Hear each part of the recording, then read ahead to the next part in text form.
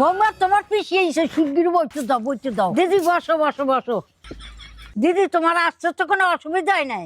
না না, আমার আসতে কোনো অসুবিধা হয় নাই। তোমরা আমার জন্য তো এরোপ্লেন পাঠিয়ে দিছো।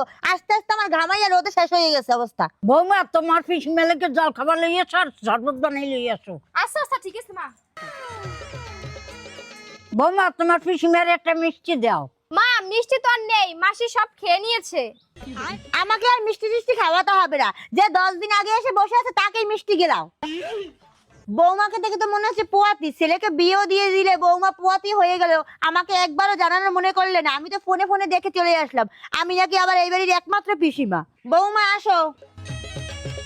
আমাকে তো বিয়ের সময় বলেনি, যদি বলতো তাহলে 2-3 লাখ টাকার একটা গয়না দিতাম। আমাকে তো বলেনি, তাই এখন 5 টাকাই রাখো। তা তোমার মাসি শাশুড়ি তোমাকে কি দিল? এই তো পিসি ম্যাম, মাসি